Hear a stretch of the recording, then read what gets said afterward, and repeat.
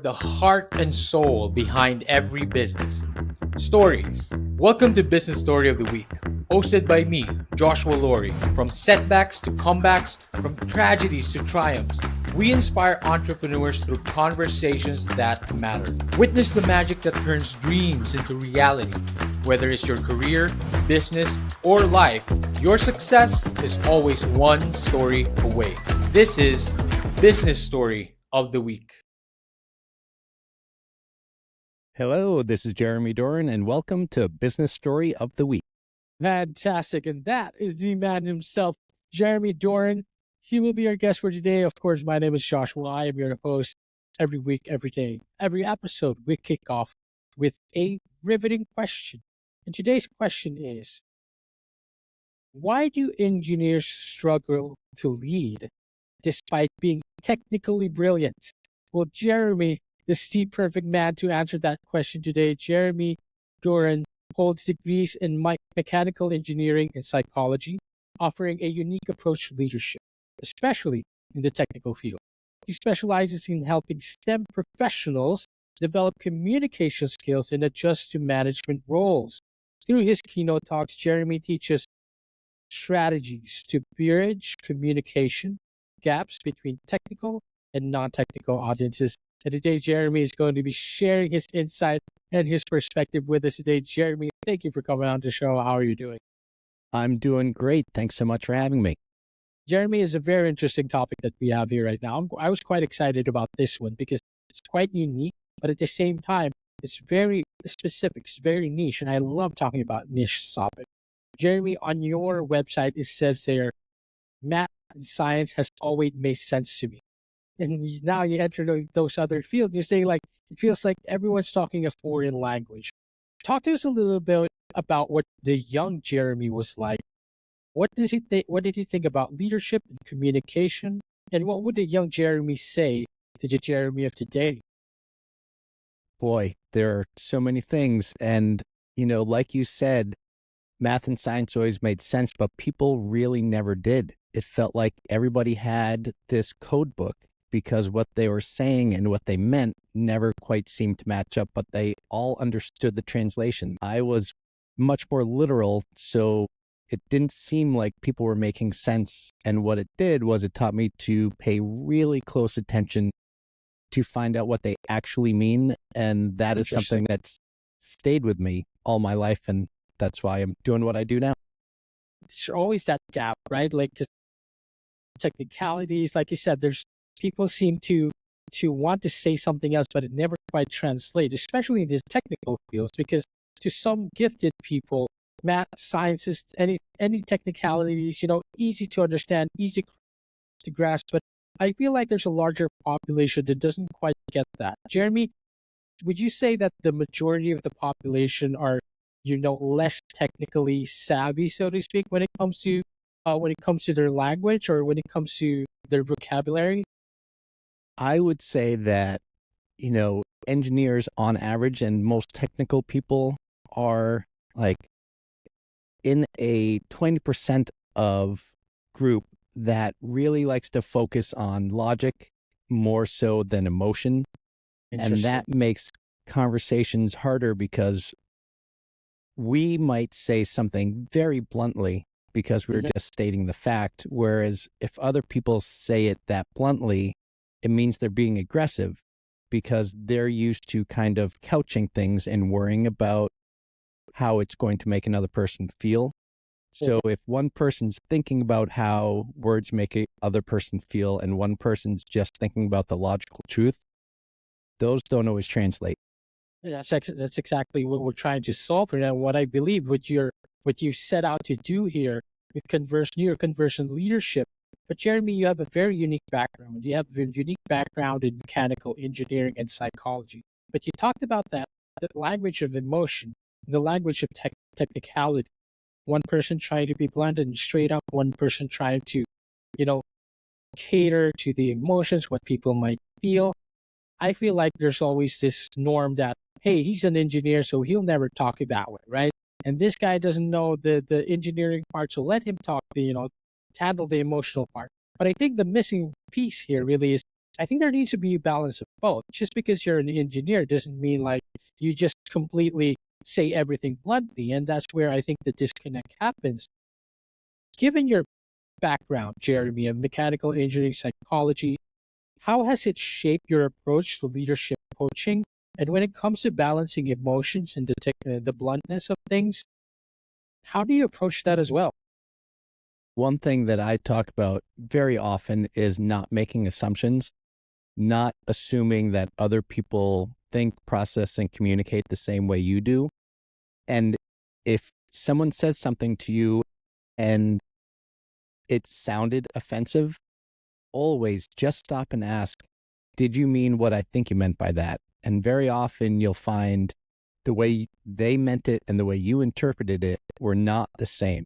So not assuming and stopping to ask questions really goes a long way to avoiding miscommunication and conflict. I love that. And that right there is already an actionable advice, an actionable tip for our audience and listeners out there. Just stop, pause, and then be like, did you just say what you just said? Like, do you really mean that? But of course, most oftentimes, like exactly with this disconnect and this miscommunication, that is what happens. So Jeremy, let's be real. Oftentimes, people won't do that. People will just assume. So it's often left to the speaker, to the one who said it, to be the one to take that responsibility and be like, that is not what I meant. But really, I feel like the responsibility lies on the leader, so to speak, on the whoever is saying that message. Jeremy, how do you teach this to people? How do you tell them to basically catch themselves if they feel like they did something or said something bluntly that they didn't mean to?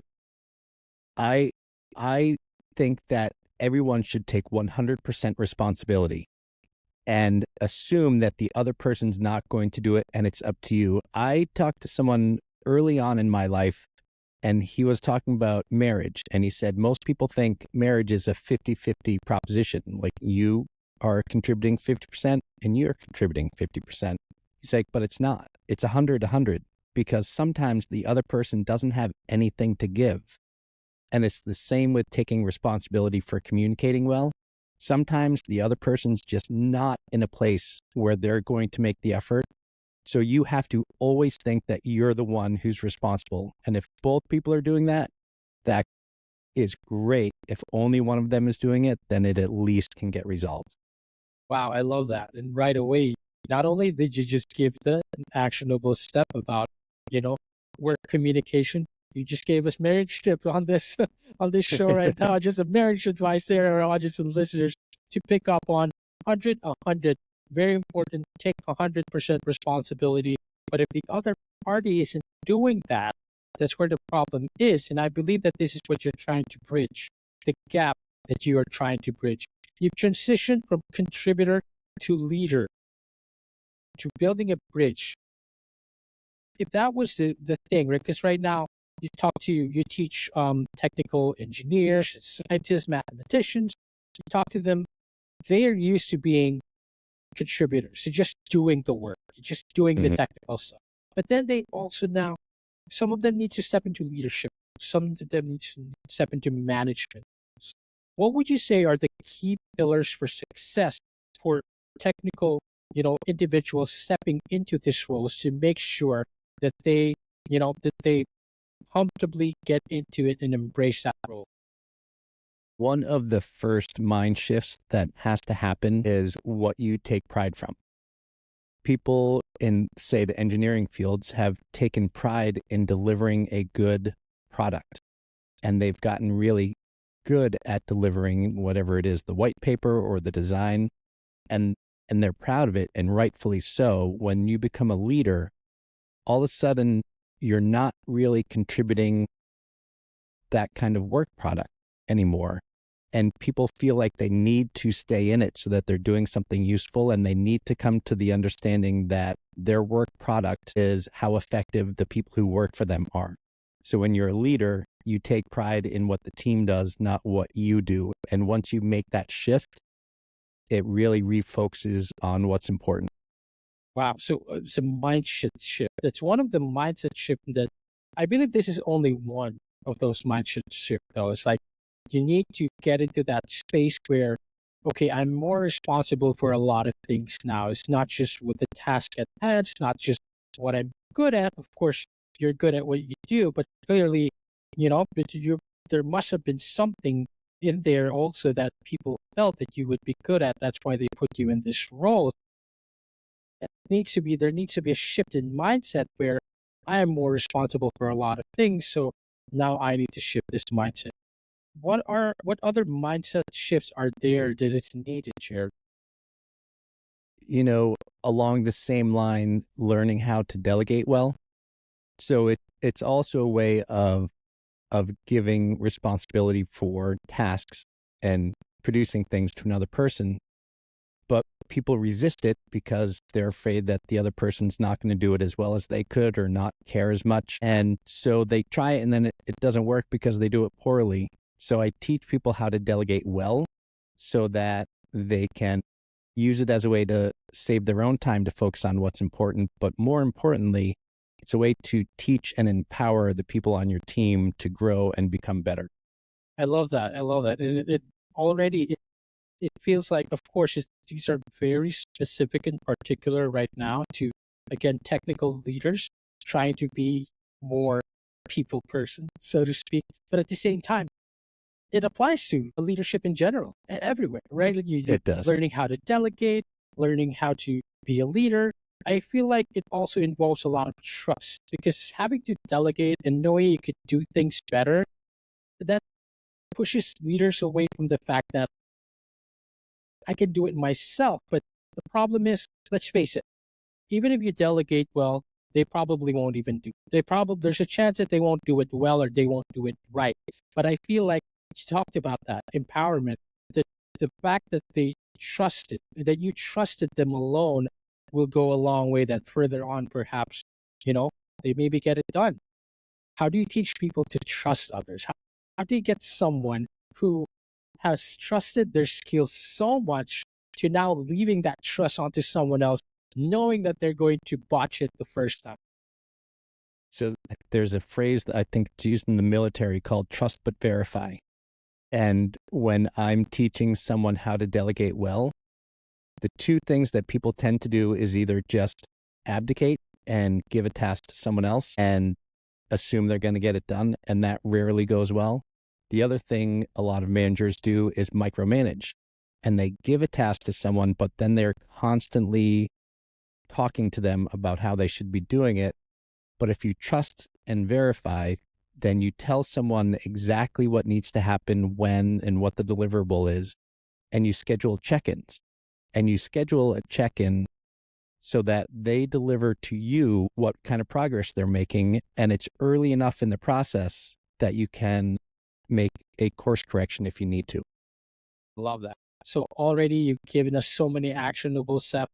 Mindset shift into a leadership role, trusting but verifying, very important. And once again, delegating well. And this applies to leadership in general as well. But again, your focus, Jeremy, is neuroconvergent leadership. That is what you do. You discuss helping technical professionals shift their communication style. First of all, what inspired you to focus on this area, and how have these shifts transformed the leadership work? As I said, when I was younger, people didn't make sense, and it felt like they were being difficult on purpose.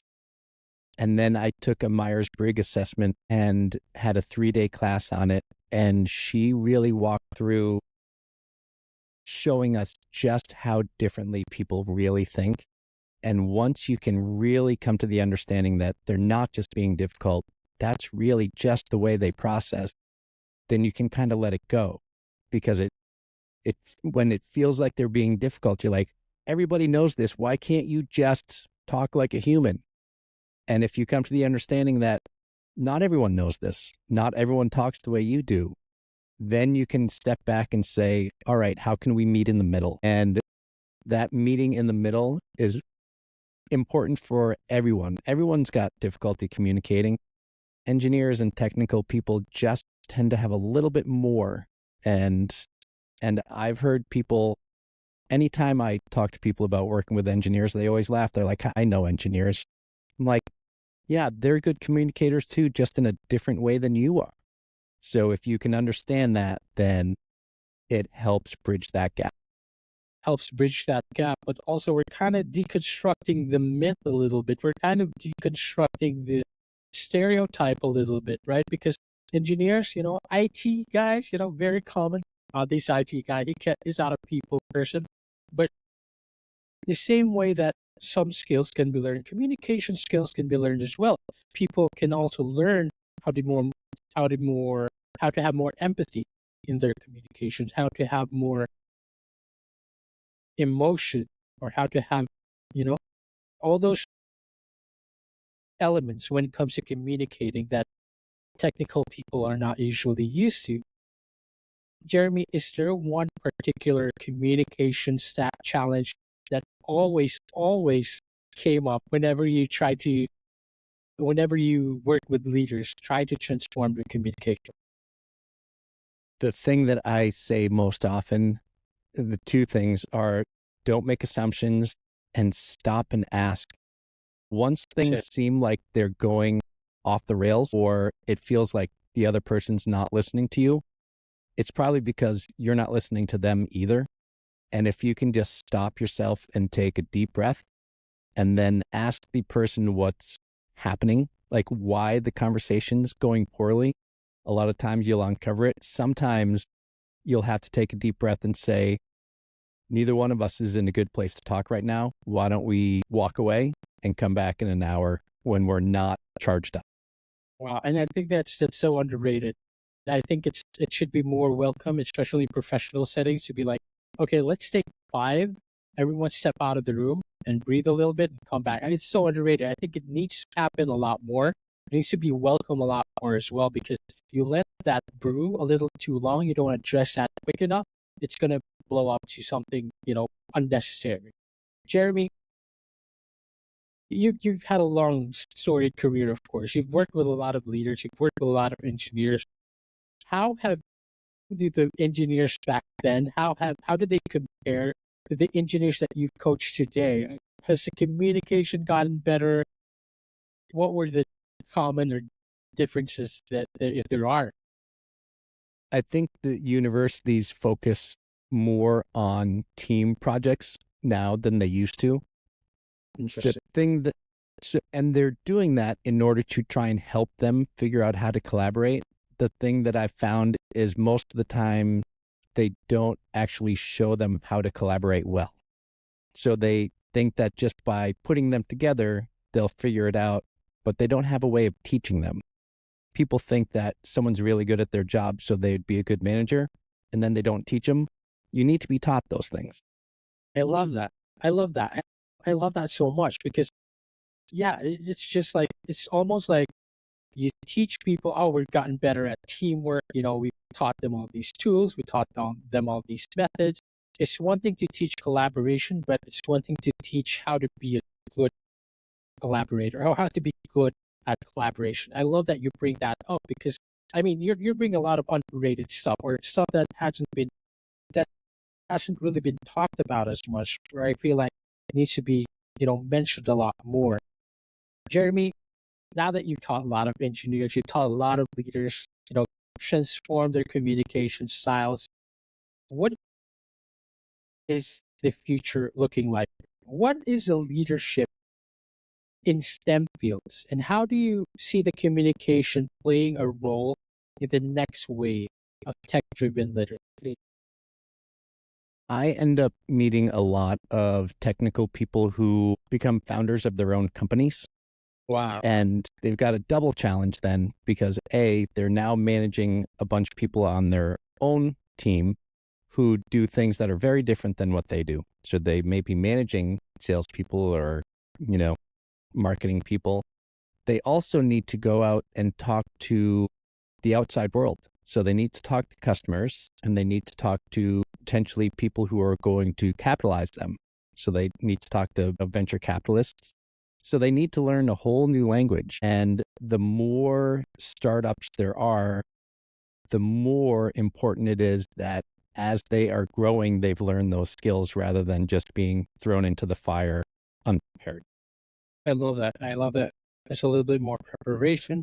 There's a lot more experience to pick up. They've come to be founders of their own companies, which is very cool. I'm always reminded with chefs, right? And when you mentioned that, I'm reminded with current, before you have the owner and the executive chef completely separate, right? Like the chef would bring in his menu and the owner would be different. And of course, there's going to be tension. Of course, there's going to be differences. But if the chef was the owner itself, then I feel like there's just a more smoother product. There's just a more, connection to the food and to the service as well. I see the same thing in what you're doing with tech leaders or technical leaders, and guiding the future into STEM fields and the leaders of the STEM fields. Of course, the website, by the way, is Jeremy Doran Speaks. If you want to invite Jeremy on your event to talk about this precisely, because that is a communication transformation that we need to be putting out there. If this is something that your company, your organization needs, Jeremy is the man to teach you that. Go invite him on your events, jeremyduranspeaks.com. Jeremy, where else can we find you? Where else can we connect with you? So Jeremy Doran Speaks is a great one. My other webpage is Neuroconversant Leadership. That's the name of my business and my podcast. So you can listen to the podcast there, or I'm always on LinkedIn. Fantastic. Of course, go check out the podcast, Your Conversion Leadership. And we're connected on LinkedIn. I invite everyone to connect with Jeremy on LinkedIn as well. Jeremy, again, I was very excited about this topic. I feel like we covered a lot, but also you've mentioned some really underrated stuff in there that I feel like our audience and listeners can take value from. Jeremy, one last bit of wisdom that you would love to leave behind the audience. What would it be? Take us home. Just be an active listener. So anytime that you're not sure a conversation is going well, stop and ask the question. Be active. Stop, ask the question, be active, and you're going to transform your communication style. Jeremy, thank you so much for coming on the show. I truly enjoyed this one. Thank you for being on the show. Thank you. It's been wonderful. To our audience and listeners out there, I hope you guys enjoyed this episode. We will see you on the next one. Bye-bye. All right, so here's the thing. We try to get a little bit better every day, but we can't do it without you. So if you like the video, make sure to like and subscribe below. And if you have any comments, just leave them in the space under.